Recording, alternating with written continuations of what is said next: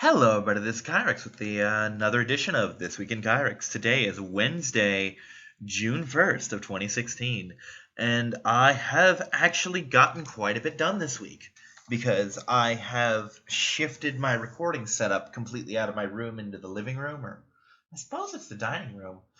Basically, what I do now is in my room, I would record on my desk, which is a little hospital table.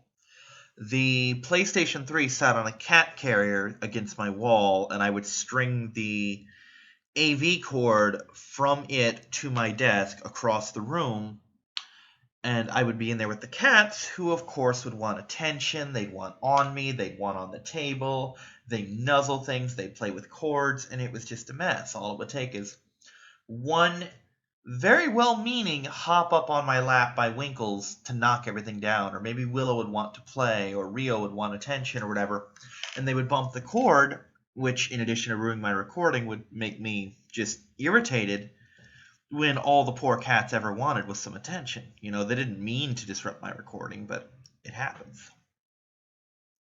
There's also the fact that I tend to be nocturnal. I am most active at night. Like, for example, I go to bed around 5:30, 6:30 in the morning a.m. as the sun comes up. Generally, I look at the clock, see, oh, it's about 5 o'clock. My roommates will start getting up soon, or at least one of them will. So I better get to bed, and around the time sun comes up, 6 or 7 in the morning, I'm asleep. Or at least I start trying to sleep.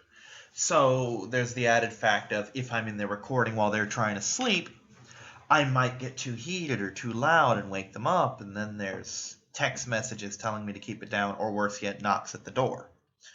Fortunately, I'm usually pretty good about not bothering them when they're asleep. Mostly it's the cats. Like, Oreo will get up on top of my shelves and start scratching herself, and each little scratch will thump the thing against the wall. So last night I actually had to move my shelves because of that. So what I did instead is I dragged the PS3 out to the big dining room table, which I'm really the only one who uses right now. I mean, now we have new kitchen tables, but so far I'm the only one who eats out here or does anything out here. They tend to eat in the living room in front of the TV, which, hey, I'm the guy who, up until recently, ate everything in his room. Main reason I eat out here is because of the fleas and because I have 4 cats that all want what's in Daddy's bowl. They don't know what's in Daddy's bowl, but they want it. You know what I'm saying? And again, the fleas. I just don't flee. So what I do is I drag the PS3 out here. I'll wait till everyone's in bed. I'll come out here, drag out the computer, hook it up, and just go to town on whatever I'm working on. Like, I haven't recorded any, but I have been playing some Xenoverse lately, some Dragon Ball Xenoverse, because I owe Anubis a copy of the game. I actually owe him a copy of Raging Blast 2, but he was going to get rid of the game anyway. What happened was I had been borrowing it, and it got stolen from me. So, being the responsible person I am, I decided it doesn't matter that you were just going to trade the game in for points at GameStop anyway. It was my responsibility to take care of this game. You gave it to me to keep safe and to play, and I fucked up and lost it. It's my responsibility to replace it for you. And of course, everyone I told this to is like, yeah, that's exactly what you do. When someone trusts you with something and you lose it, it's your responsibility to make it right.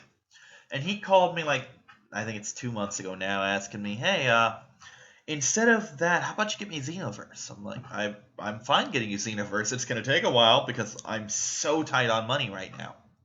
I actually shouldn't be getting it for him this month, but this month is the best month to do it because I have a GameFly coupon for $5, and I have the ability to quote-unquote keep it now, which is to say the game's en route to me or it's already in my possession, and I could just get him to mail me the box and the game is mine. However, what it is fuck, words fail me. Like I said, I have a coupon, and this month I'm set to have another coupon, and unless they fix it, and I don't think they do, there is an overlap where for 1 day I have both coupons at once, so that's $10 off. Best case scenario, I get $10 off this game, pay $15. Worst case scenario, I get $5 off this game, pay $18. Either way, I'm paying significantly less than I would. So this really is the best month to do this in.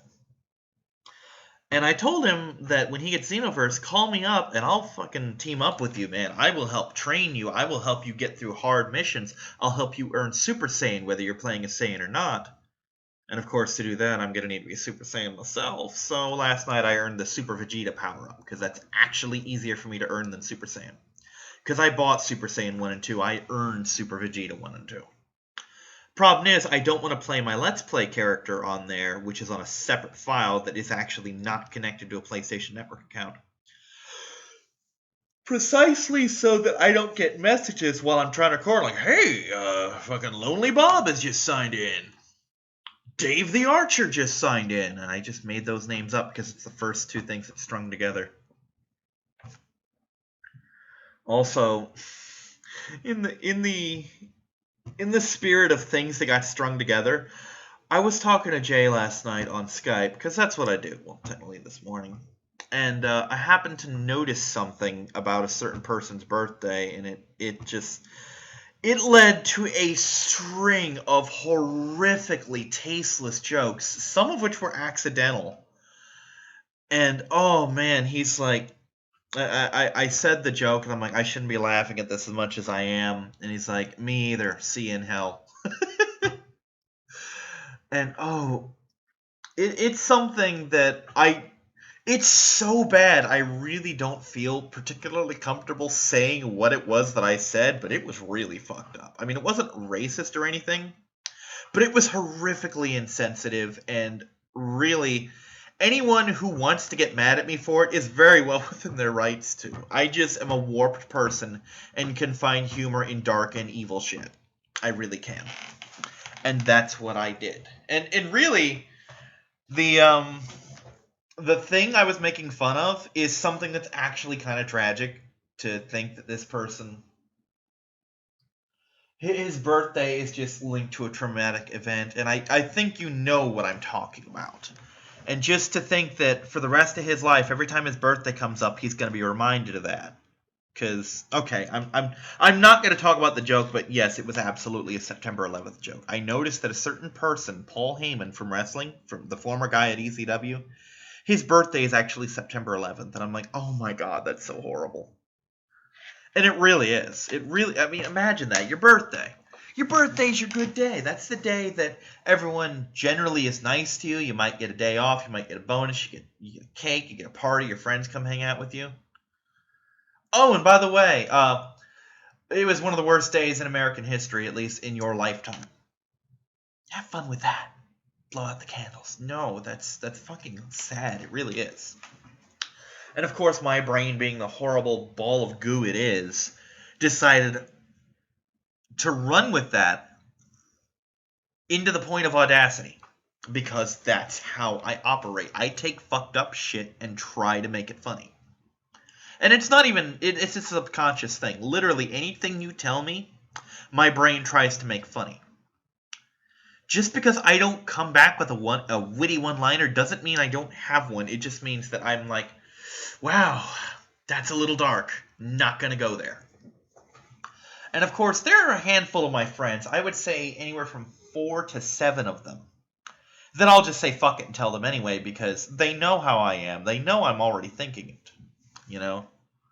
And they know that I really don't mean offense by that. I'm going to say this flat out, that just because I made the joke doesn't mean I mean to offend with it. I just happen to be a very, very easygoing person to the point where I'm very difficult to offend at all. You know, so... And George Carlin once said, anything can be made funny if you have the right joke. Like, people are like, oh, rape's not funny. He's like, fuck you, rape's hilarious. If you doubt me, picture Porky Pig raping Elmer Fudd. You know? Now, as a rule, rape is not funny. That being said, there are some hilarious jokes out there that are. And if you happen to have been a person who was traumatized by such a thing, I'm sorry. You know? There's all... I've heard... I have some black friends that have made some black jokes that if I, as a white person, had said them, oh my god, it would have been the most horrific thing ever. When they say it, they're allowed to get away with it because they're black, you know? I've told people, I'm like, tell me your white jokes, I want to hear them. Because I just, as long, I look at it this way with humor. I don't take offense generally as long as there's no offense intended, Like, I used to read Truly Tasteless Jokes, which is an actual joke book series. There were like 10 or 12 of them. And I loved those because they were fucked up. And there was everything in there from fucking, like, they had Polish jokes, they had fucking Jewish jokes, they had dead baby jokes, or maybe that was outrageously offensive jokes. But either way, they had jokes about teens, jokes about adults, jokes about drunk people, jokes about sober people, jokes about religion, jokes about atheists. Didn't care. No target was unacceptable. And that's the way humor should be. Because it's kind of like back in the day, in the days of feudalism and whatever, the jester was the only person who was allowed to make fun of the king with impunity. The idea, I assume, being that the king needed to be reminded, hey, nobody's invincible, you're human too, and because of that, I'm gonna fuck with you in front of your people, and you have to laugh with me. And really, a good sense of humor to me is absolutely imperative, because if you can't laugh at yourself, you have no right to laugh at anyone else.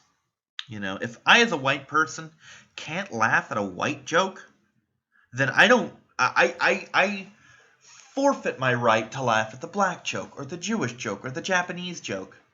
Because at that point, it's racist. Because, it's funny when I laugh at the black people, but don't you talk about my whitey boys. No, fucking talk about the whitey boys. I want to hear it. Make me laugh, Like, when I watch black comedians like Richard Pryor and Dave Chappelle, and they've got the white guy voice, I've never known a white guy like that. But you know what? I laugh anyway, because it's just so fucking stupid. It's obviously a caricature. Now, I know full well there's a white guy out there that sounds just like that. And if I ever met him, oh god, I'd laugh my ass off. But anyway, enough with the insensitive stuff, because it is insensitive. And I do apologize. Not wholeheartedly, because, like I said, I shouldn't have been laughing as much as I was. But part of the thing is, you really have to have closure on things. Like, imagine, for example, if no one ever forgave Germany for World War II. Imagine if no one ever forgave Italy for Rome. Imagine if Japan never forgave us for the bomb. There's some horrific shit, like dropping the nuke. From what I've read about what the plan, if the nuke had failed, would have been, as many people as those 2 nuclear bombs killed, they saved more. Because it pretty much, from what I've read, would have resulted in the near extermination of the Japanese people and the loss of thousands, if not hundreds of thousands, of American and Allied lives. Because the plan, if that hadn't worked, or if that had been rejected, was basically storm Japan. And the way Japan was militarily at the time, every beach landing would have been Normandy, except instead of machine guns, it would have been bodies on bodies. Because the thing I have to keep reminding myself when I watch things like the Pacific and anything having to do with World War II is the Japanese people we have today are not the Japanese people we had in World War II. The Japanese people in World War II were basically East Asian Al-Qaeda. And I don't mean that in the terrorist sense. I mean in the religious fanatic sense, in that the emperor was God, and God told them, kill as many allies as you can, regardless of how you do it. If you die, take them down with you. There are no unacceptable targets. That's why we were watching the Pacific, me and Jay, and they fucking blew up a medic as he was trying to treat him. Because, hey, that's one less American on the field, and more importantly, that's one less American to patch up other Americans to go back into the field. From a war sense, it makes sense, but there are certain rules of war that they just flat out didn't ascribe to. Like, we watched, I don't know if it was the Pacific, I think it was Band of Brothers. We were watching where one of the guys wanted to get a Luger or something. And there were a bunch of Germans dead in the field. Because they were basically, two fortified positions, one on the right, one on the left, and in the middle of the field, some Germans had died. And they saw him running out there, and they stopped shooting at him because they thought, oh, that's an Allied medic going to treat our boys. Ignore him. Once they realized he was just looting the bodies, they opened fire again. But that's the thing. That's the Articles of War that Europe and America subscribe to, which is you don't shoot a medic. You know, because the medic you shoot could have treated your boys as easily as theirs. Because that's how we worked. And really, that's how it should work. Because when you think about it from a political standpoint, and I know the popular thing in the day was Germans or Nazis, but for the most part, the German soldiers were German soldiers. Very few of them were Nazis. They were just the guys. Just like, for example, there are lots of Republicans in the army right now in Obama's term. You know, you don't hear, if we're fighting in other countries, like, oh, we got to get them dirty Democrats. And meanwhile, they're like, yeah, some of us are Republicans. We just serve a Democratic leader. It's a case of, for the most part, the Allied soldiers and the German soldiers, especially before we found out about the concentration camps, it wasn't a case of, oh, they're monsters. It's just, oh, they're the enemy, you know?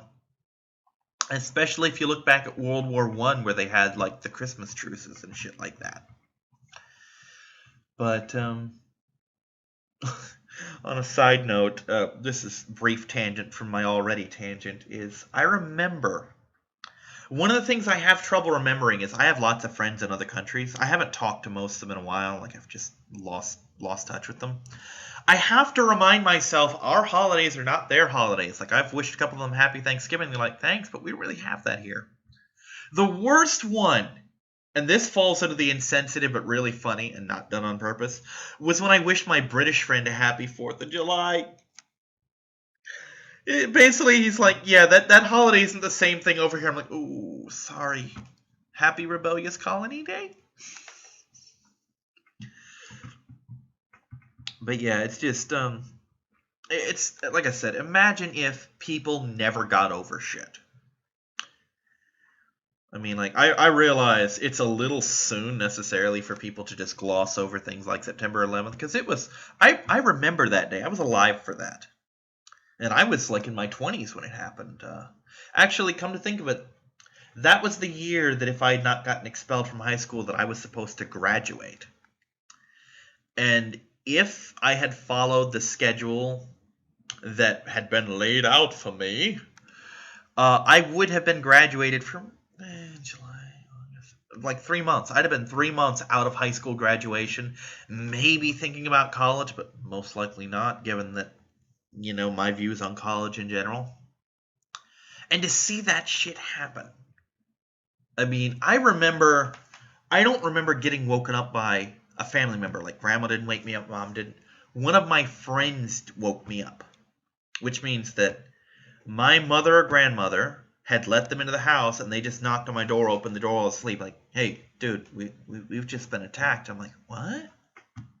Because the idea was so foreign to me, because we were just in a period of, like, absolute, for us at least, peace. You know, we weren't getting hit. We would have wars elsewhere, but here? I figured, oh, maybe one of our bases somewhere, but no, we fucking got attacked. And it was a hell of an attack. You know, I mean, it's a thing. On a lighter topic, like I said, I've been getting a lot done. I've been working on Xenogears, which I have at least twice called Xenoverse at the start of the thing.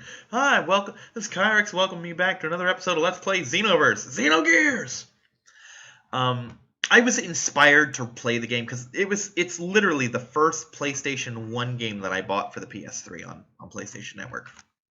Like, if you look on my games, it's at the bottom of my list, and they go in order of me buying them. I bought like 4 games at the time. Xenogears, Front Mission 3, I want to say? Harvest Moon, and Dino Crisis? Maybe it was Silent Hill. It doesn't matter. It's unimportant. But Xenogears is kind of a clusterfuck.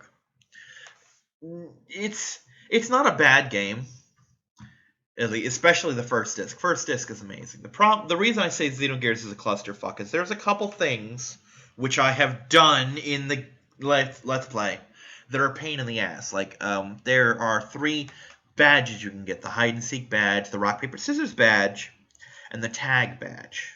Hide and seek, tag, no, nothing to them at all. It's just a little time consuming. Rock paper scissors requires you at a point when you cannot easily earn money, requires you to pay 50 gold an attempt. Or I'm sorry, it doesn't pay it, it's if you lose. But it basically putting 50 gold up for grabs. And you gotta, against a random computer, guess rock, paper, scissors and beat him 5 times in a row. Can't leave between and save, because I tried that. Nope, it's just rock, scissors, rock, paper, you know, and hope that he guesses the bad one each time. The funny thing is how I ended up winning that was I turned RNG against RNG. I rolled a die, and at first, like, okay, 1, 2 rock, 3, 4 paper, or scissors, 4, 5 paper. That wasn't working, so I'm like, okay, 1, 2, he's going to throw rock. 3, 4, he's going to throw scissors. 5, 6, he's going to throw paper, so I throw the opposite. That actually worked, first try. 5 in a row, just bam, bam, bam, bam, bam. I think that was 5, but either way. Pain in the ass. Took me like an hour or 2 to do. Just sitting there playing fucking rock, paper, scissors. Reloading my saves every time I ran low on money. And the fucked up thing, I actually, because he pays you 50 gold each time you win. I had a loss of 100 gold by the time I won that. Which means I had lost so many times that even getting 250 gold still put me 100 in the hole from where I'd started. But it's okay. Second clusterfuck factor is the storyline. Not that the story is bad, it's just, oh my god, if you can't deal with religious symbolism, you will eat your brains. And the way they talk, oh god, there's a people from a place called Solaris, and they have their own sub-language where they refer to themselves as the shepherds, the Abel, or the Abel. I've always pronounced it Abel in my head because it sounds better to me, but the Abel, like Cain and Abel. And they have it like dash, Abel, dash, you know. And they refer to the surface dwellers as the lambs. Not just lambs, but lambs in like fucking dash quotation mark shit. And Team 4-Star played it, and they referred to it as like the surface dwelling lambs. You know, they would say it in a fucked up voice, like a robot voice or something, just because it was accented upon. You know? Like, I don't talk about like, oh, he's RVD the whole damn show. You know, I don't fucking change my tone to refer to someone like, oh, that is HBK, the Heartbreak Kid, Shawn Michaels. No, it's fucking, it doesn't work that way. Oh, that's Wolverine. The best he is at what he, or the best there is at what he does, and what he does is not very nice. I don't go all fucking GLaDOS on your ass. Clusterfuck 2.5. The way random encounters interfere with jumps, and there's a lot of platforming in that game. Basically, when a random encounter hits, about 1.5 seconds before it switches, you still have control, but your jump button's disabled. So sometimes you'll be in a vertical platforming area, it'll make you miss your jump, and ba-bam, down at the bottom, gotta start over. And that's in a very high encounter area too. But clusterfuck number 3, I want to say it was Final Fantasy VIII, but it might have been 7. Basically, as they were working on Disc 2, like, a significant portion of their workers and budget went towards that particular Final Fantasy game. So as a result, like, half the content of Disc 2 just was fucking cut. The first part, you don't get to play Disc 2 for like half an hour to an hour into it or something like that, because it's all cutscene. It's all like, oh, we sent these 2 people down into this dungeon and they had huge adventures and they found this really awesome thing, but we're not going to show you. Oh, this character went and got his Omni gear that he'd stashed away. You're just going to see it. No, it's not how that fucking works. And those 3 things together really damage what could have been an amazing game. I want them. I wish they would come out with Xenogears, the HD re-release kind of thing. I don't care if it's actually in HD. I don't use HD. But what this would do, with this would fix any of the coding flaws, like when a phase powers doesn't work properly in a gear. Instead of lowering your defense or raising your defense, it doesn't. It just fucks with your attack. Which means one of your things that's supposed to lower attack and raise defense is worthless, and the other one's just, oh, I'm going to just spike my attack with no cost. fix things like that, and then restore all the shit that would have been in the first time. Like, give us a real disc 2. I would love for that. I'd pay fucking top dollar for that. Meaning, I would pay like the $30 to $50 that game would have been worth back in the day for a complete version of Xenogears. I would love to do that. I would play that fucking game. I would buy that fucking game. Own it as a physical disc or a download. Don't care. But that would be really cool. I actually was talking to Skinner about this, that this week in Kyrix might not see a reappearance in 2017 unless I can find a way to stretch these out the way I used to. But this has actually been a pretty good session. And this is unusual in that I'm actually recording not only on Wednesday, but Wednesday afternoon. Normally I would do this back in the day, like Tuesday at night or Wednesday early morning. But lately I've been doing them like Wednesday night or Thursday or sometimes Friday. Because I just couldn't make it happen. Oh God, yesterday. Fucking yesterday, man. Yesterday was just a bad day in almost every regard until my roommates got home. Because yesterday was... we have this tournament called ROC. It's I think it's regionals for HeroClix. And we're going to go. It's going to be, today's Wednesday, it's going to happen Sunday. We're leaving Saturday to go to a friend's house, spend the night, stay up all night, practice, and go to bed, go to clicks. Hopefully whoop some ass, you know. ROC is in a 300-point format. For those who don't know, and I've talked about this many times, HeroClix is a point format. 300 is supposed to be standard. I play best at 5 to 7. 7 is my butter zone. You put me in 700, and I'm going to tear ass. Because 700 gives me lots of... I can either play my power figures, I can play my little figures, I can mix and match, you know. But 300 just doesn't give you as many options, or at least it didn't. I will say, modern sets have gotten real good about giving you low-cost 50 to 90-point figs that are real good. The first set for me that really did this was War of Light, because it gave me the Lost Lanterns, which you could play like half of them in a 300-point game, and they mesh so well together. Like, they have willpower. If they're only near other Lost Lanterns or nobody at all, they get outwit. So good. Love them. Lost Lanterns, fantastic. Matter of fact, if they had still been Modern Age, anything that's not currently legal is Golden Age. If they'd still been Modern Age, I'd probably run at least some of them. But they're not, so I can't. Anyway, last week we had a test run for ROC, my suggestion, because we had a friend coming back from California for this tournament. Judge was going to give him a tournament, which is fine, but he never got back to him. So we went with my idea, practice for ROC. I ran an X-Men team. Had a 50-50 win. We had 2 rounds. I won one, lost one. And basically everyone's like, it's a good team. You'll win with it, or you'll get wins with it, but you won't win with it. I'm thinking, man.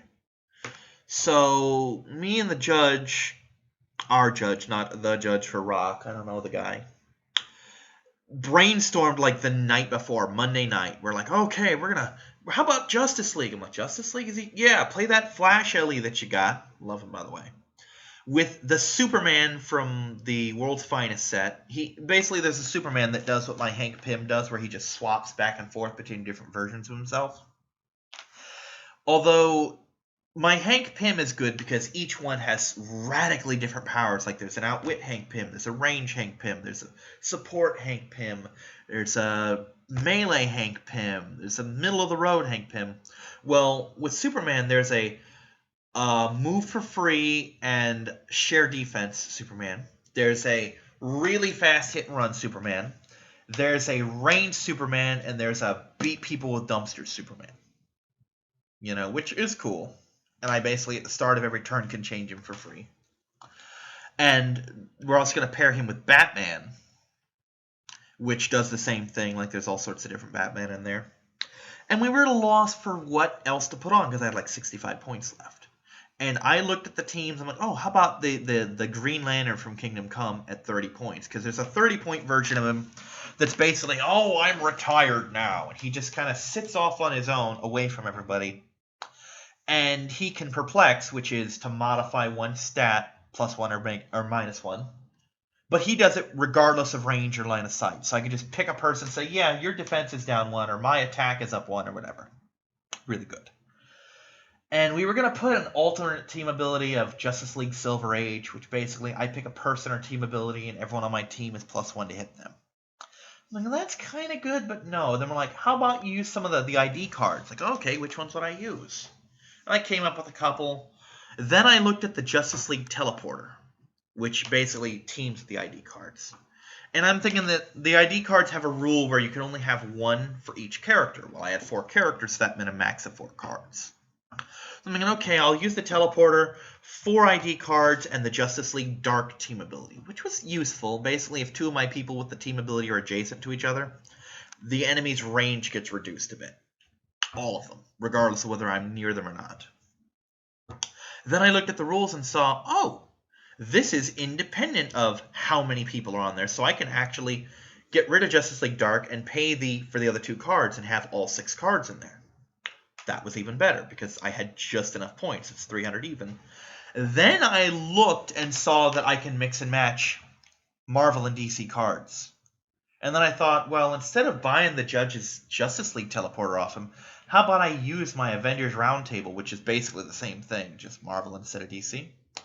Get like 3 DC cards and 3 Marvel cards and make the best team. Because, and again, you're going to glaze over if you don't know clicks.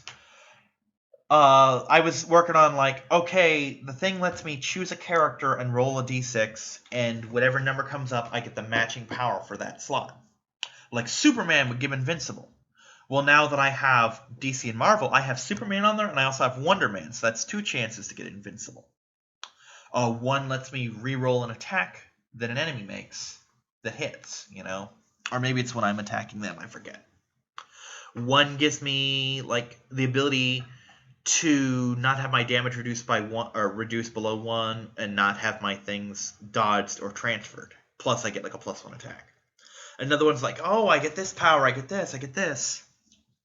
There's all sorts of options and I'm still hammering it out in my head. So that's what Tuesday was supposed to be.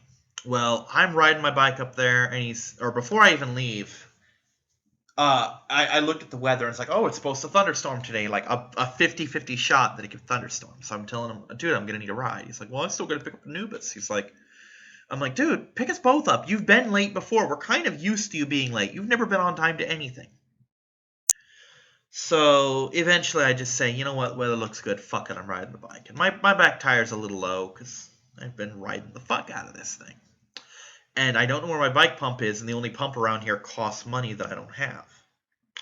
So I live on 11th Avenue. I get up to 37th. Just to give you an idea, I'm like 26 blocks from home. And I get up there, and the dog's barking. Anyway, I get up there, and I notice the bike's riding really hard. And at first, I think it's my seat, because the seat's kind of feels like it's slumping, which it's not. I feel the tire, it's almost completely flat, and I happen to roll it and see, oh shit, there's a staple in my tire. So I call up the judge, I'm like, dude, I'm not going to make it, you're going to have to pick me up. I just hit a staple, my tire is dead. Not low, fucking dead. I mean, it was low to begin with, and I pulled the staple out and it flattened the rest of the way, which I knew would happen. But I mean, it was so low that it wasn't worth leaving the staple in there to keep the air pressure, because there was none. I mean, I was riding my rim, and I can replace a tube. Tubes are nothing. Tubes are fucking, at worst, $5, maybe $7 if I get a really fancy one. Rims, when a rim goes on a bike, I get a new bike, because it's basically such a pain in the ass to get a new rim that it's easier to actually get a new bike. So, anyway, I start walking home, and he texts me, like, we're probably going to run Civil War, which is, we got the Civil War stuff in. Civil War is going to be a draft. I don't have money for a draft. I told him, I'm like, dude, I'm literally so broke right now that if I were to get a soda, I might not be able to afford cat food this month for the girls. And I really am that broke. I mean, I'm working on it, but we'll see. So I get home, because it's a long walk. I'm walking fucking 22 blocks. It's quite a clip for me. And he said, okay, we decided we're going to do Civil War. And I'm thinking, okay, you know what? I really like the Civil War event, just in general. So I asked him, so how much is it? I'm thinking, it's going to be 20, maybe 25 if it's really expensive. I'll get him to spot me for next month, and I'll figure something out in the interim. Maybe I'll pull a figure that I don't care about and trade it to him for my booster. It's happened before. And so he asked around fucking $40. The boosters are 17 apiece. It's like a fucking $35 tournament. That's ridiculous. I'm like, nope, staying home. Fuck it, you just killed it right there. $35, ain't got it. Not even gonna try to borrow that much, because that means by the time I pay him back next month, not only am I paying them that for 35, but I'm paying him next month's 35 too. Not gonna fucking happen. I ain't got that kind of cash. If I get my job, sure, but I ain't got that kind of cash. So I'm like, well, fuck this.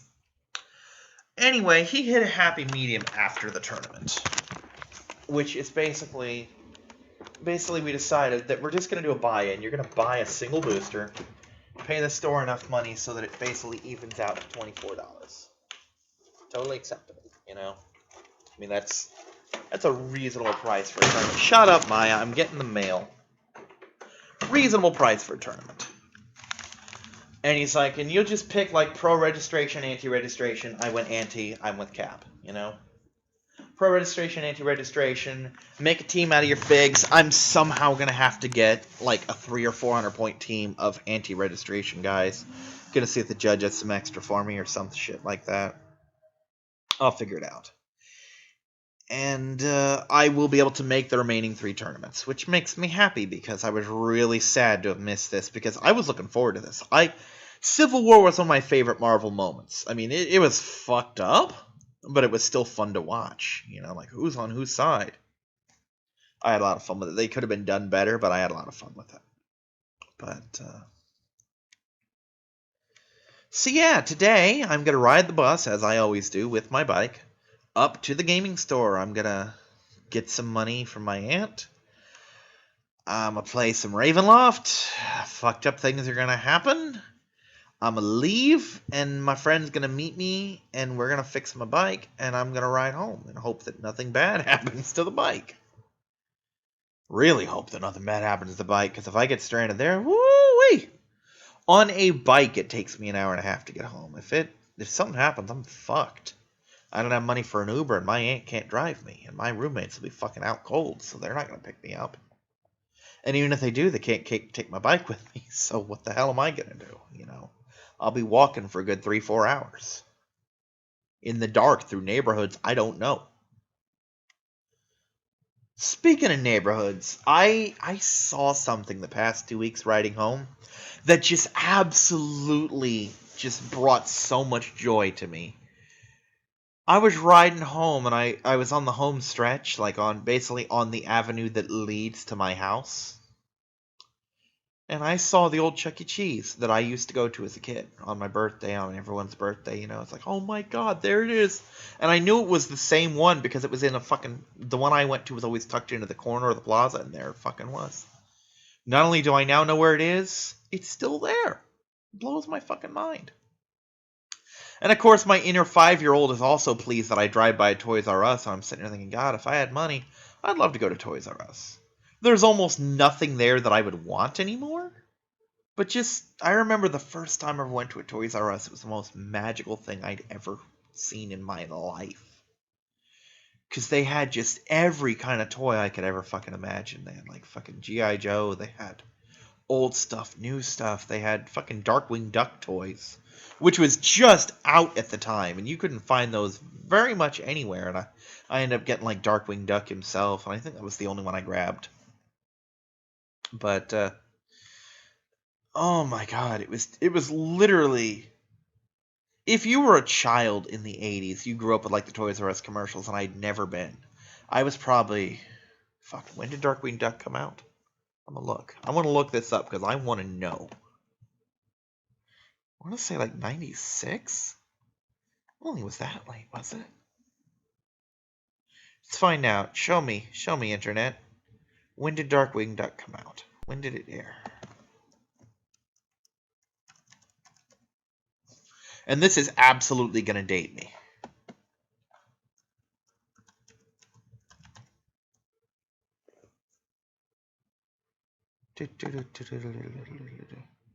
Oh shit, 91 to 92. So 91. Fuck, I would have been 9, I guess.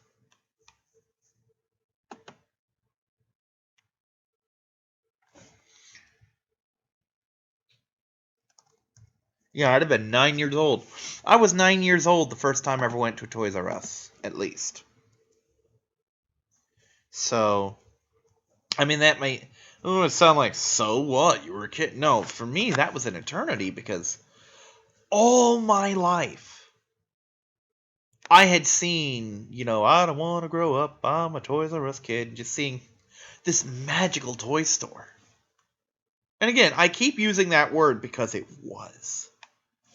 I mean, nowadays, something like Toys R Us, oh, it's a specialty store. I can go there. I can go to GameStop and see a store that's wall-to-wall video games. If you had shown me GameStop when I was a child, I would have literally shit my brain. Just brain dropping out through my ass. Because the idea of a store like that boggled my mind. I was in high school the first time I went to a CC's Pizza, because I had seen the commercials for it, and I'm thinking, all you can eat, there's no fucking way they can have an all you can eat pizza thing, because all I'd ever seen was takeout and shit like that, where it's like $15 a pizza. I'm thinking, how could something that expensive ever be an all you can eat thing? Apparently, I never took into account how much a fucking ham costs when I go to, like, Stacy's buffet. But you get the idea. And the idea of a CC's Pizza where you can have all the pizza your body can hold for fucking $6 blew my fucking mind. And anyone who knows me knows that before mine in my area got shut down, because the one we have now is crap, I fucking lived at CC's. I would literally go there every week. That was my Tuesday thing. Because I had like 2 Punch Tuesday on your card. So every Tuesday, without fail, I was at CC's. And I would sit up there for like an hour and a half, 2 hours. I would take a book up there with me. I would walk in, hand them my money, go to my table, get my special pizza. Or no, I would go get some food, go to my table, eat the food while they brought out my pizza, eat my pizza, and just sit there for like 2 hours and digest. Note that at no point in this conversation did I tell them what my pizza was, because I didn't have to, because they knew. And I never told them, like, oh, buffet with water, because they knew. I literally walked in, set my money down, picked up my number, and went to my table. I never had to say anything unless I wanted, like, 2 pizzas, because that happens sometimes, or if I wanted a soda, which happens sometimes.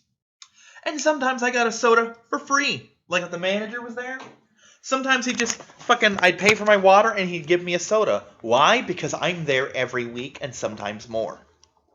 And without fail, if I went to see a movie, because the movie theater was right behind the CC's, I would go to CC's after. Always after, never before, because I don't want to be rushed. I don't want to sit there and think, oh shit, I've got 20 minutes to get my movie, better cram food into my head. Plus, you don't want to have to take a crap during a movie. Never really happened, but it could have, Which is funny because once my uncle moved in and I had to get home so he could go out when it wasn't his day, I got used to being in and out of there in a half an hour, but still. That was my thing. But again, Toys R Us. Went to Toys R Us. Stepdad and my mom took me there, and oh my god, they pretty much told me, get something, And oh, fuck, it was a fucking religious experience. I'm not even kidding. Oh, and she forgot her fucking lunchbox. Anyway, just if you were a kid in the 80s and you grew up with all these Toys R Us commercials, to finally go, it was like Disney World. It was literally like Disney World. I was there for at least a half an hour to an hour just because there was so much I couldn't decide what I wanted. I went down almost every aisle except the fucking Barbie aisle. Hell, I might have gone down the Barbie aisle too. I don't know. It was just, oh my god, fucking bikes on the wall and shit. It just was. And I mean, it was great for me. So I just, and I've even been to Toys R Us since. Hell, I got Pokemon Sapphire and my Game Boy Advance when they were still relatively new, because that's before Emerald came out. I got those from Toys R Us. So I mean, it's not like I haven't been since. And back in the day when I lived at the original apartments, not the ones that I was just at, the ones before the trailer, before I ever became a YouTuber of any kind. Before YouTube was even a thing. My friend and I used to daily go on fucking Dragon Ball Z pilgrimages. That's not even an exaggeration. He would come and get me like, hey, you want to go? I'm like, sure.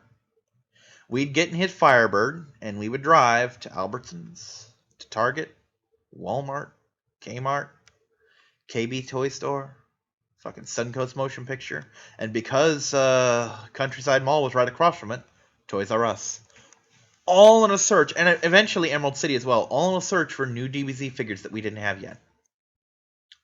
Like, he'd always get a bunch of them, I might grab one or two, you know? And it was just a thing that we did every fucking day. We would literally do this anywhere from 2 to 6 days a week. Sometimes every day. He'd just get money from his parents or something, or from his grandma, or he'd borrow it, or he'd pull overtime or whatever, and off we'd go to the toy stores. And it's not even like we expected necessarily for them to get new stock in. It was just, we had nothing to do, so let's go on a fucking toy hunt. So, I mean, I've been to Toys R Us since, and it's not what it used to be, partly because I'm an adult now, and I've been to stores that have huge toy aisles and toy sections. Like, when I was a kid, we didn't go, like, to Walmart very often. So my thing was Albertsons, and Albertsons had a toy aisle, where one side of the aisle was toys, and about only half of that was real toys. And the other half might be coloring books or shit like that. And it was not uncommon to see me just sitting on the floor playing with the little jet toys, because there were so many of them. Like, there's jets, there's stealth bombers. I'd, like, fire the missiles and shit, and then put them back and all that. It was just kind of a thing. And looking at toys and dreaming, oh, if only I had that toy. And then you go to Walmart, which has, like, 4 toy aisles. Ooh. And then you go to Toys R Us, which is a toy aisle. But, I mean, now they got video games in there now, which isn't a bad thing, but I mean, it's not like it used to be. Dogs barking at random passerbys again. So, I mean, it's... Part of it's the fact that the nostalgia's gone. Part of it's the fact that I've been there enough now that it's not as magical. And part of it is the fact that that first time, nothing could have prepared me for it. Nothing did prepare me for it. Even knowing that, allegedly, Toys R Us had every toy you could ever think of. You know, you've been told that, and you're thinking, yeah, right. Yeah, right. It really did. I mean, if I had thought of Transformers toys, those wouldn't have been there, I don't think, because I don't think Generation 2 was a thing at the time. Could be wrong, it might have been, but I don't think it was. And the Generation 1 toys had already stopped by then, I'm sure. But I mean, just the idea that I could go to something like that. And again, there's one on my ride home. I mean, I find myself, every now and then, just to pass the time, because it's a long ride, I think to myself, what if I ever hit one of those super scratch-offs, like the 500 week of life, the 1,000 a week for life, the 10,000 a week for life? Just the idea that I could, on my way home, say, oh shit, there's a TGI Fridays, I'm going to stop there and get the endless appetizers. Because... oh shit, there's fucking Toys R Us. I'm gonna see if they got any good video games in there. Because, you know. Or some Transformers. Because I still like Transformers. They're fun. You know? Fucking stop by a Michael's, which is a craft store, and get some of those little wooden models you put together just so I have something to kill time with. Because I like doing those, you know? Hell, if I ever get any more of those, and they're only like $2 to $4, I might, just for the hell of it, do a fucking recording of it, a fucking Let's Build. Let's build a Stegosaurus, you know?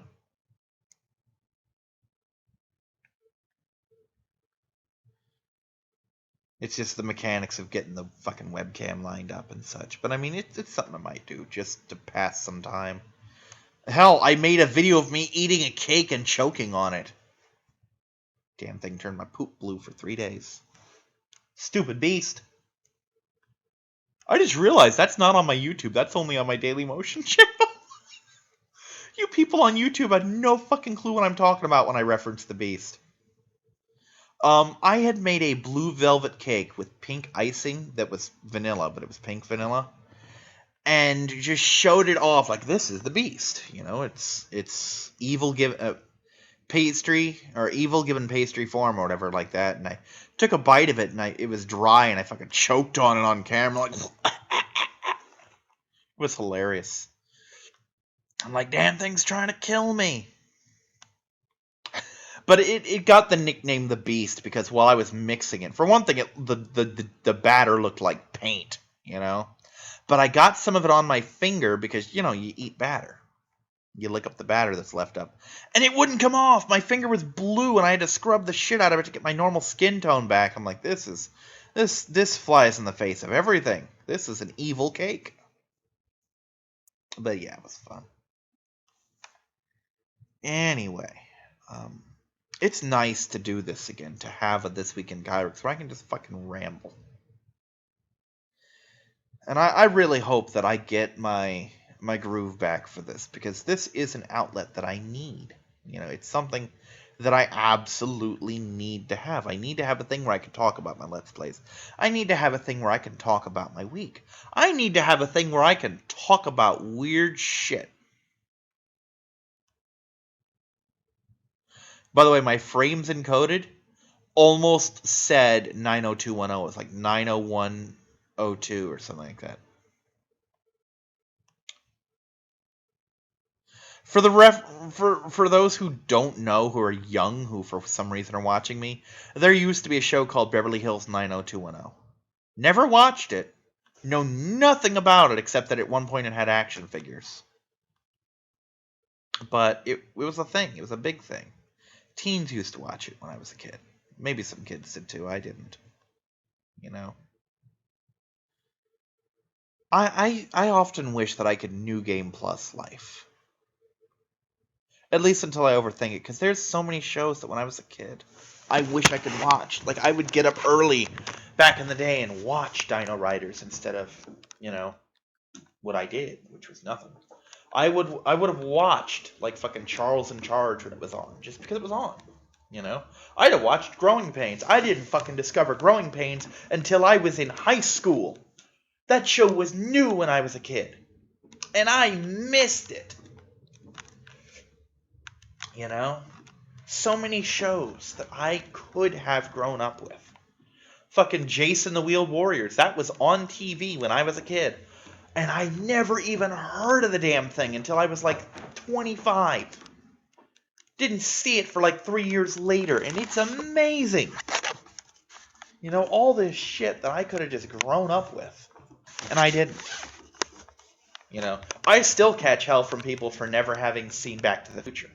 Not necessarily my fault. Every single time I go to watch it, something comes up. So not necessarily my fault there. A little bit my fault. I do actually have it somewhere on my hard drive, and I just never watched it. But, I mean, it's... I catch crap for like, how'd you grow up in the 80s and not watch this? I'm like, how'd you grow up in the 80s and not watch this? No. One of my friends, I think it was the judge, didn't know what the fucking Centurions were. I'm like, really? Who made you? Where do you come from? What country do you hail from that you don't know what the fucking Centurions were? But, yeah.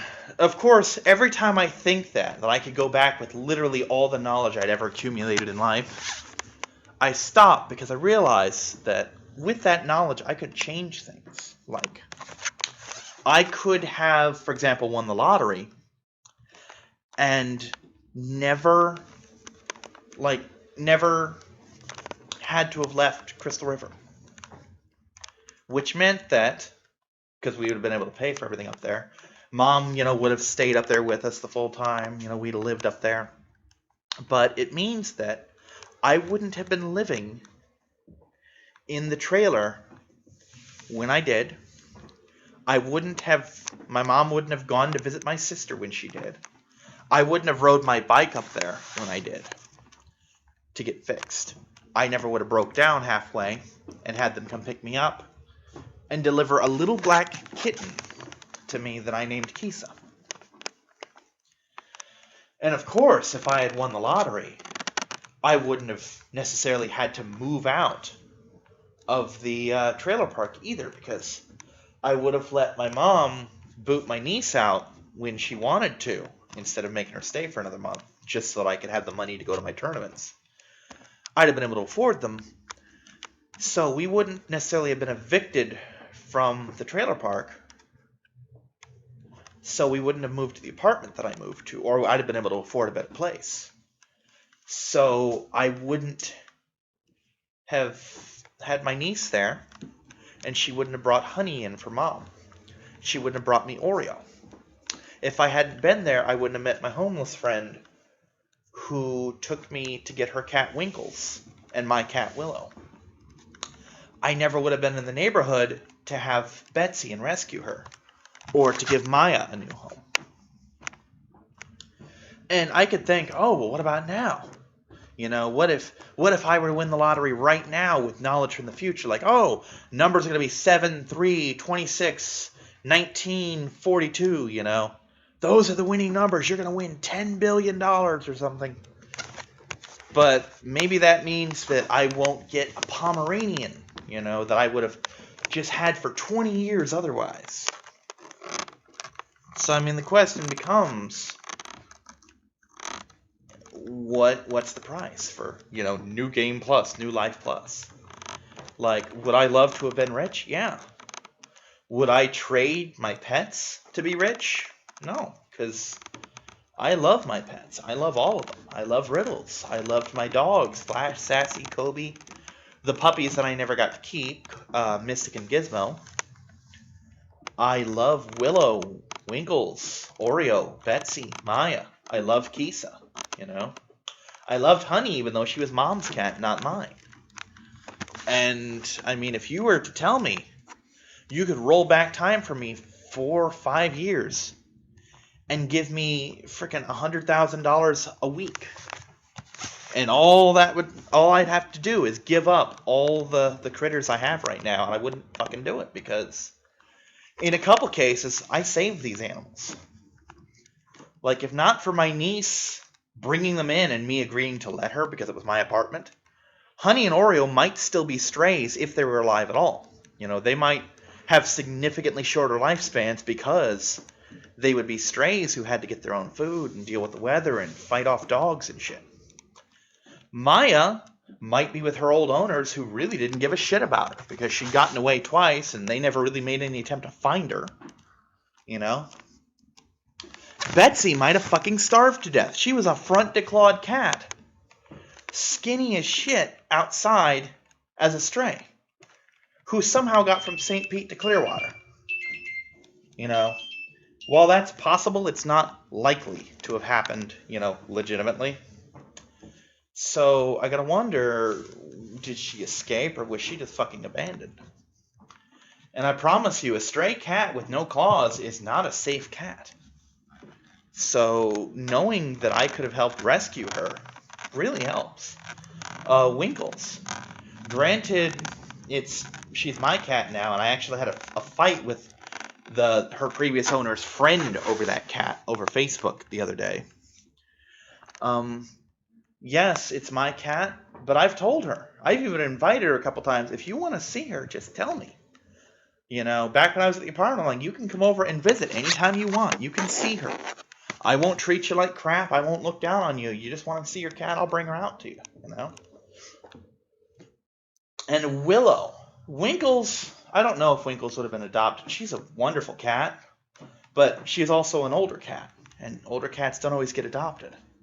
Willow, best cat. Just, I could totally see her being adopted, but I could also not see it, you know? Anyway, that's it for me. See you next week. Bye-bye.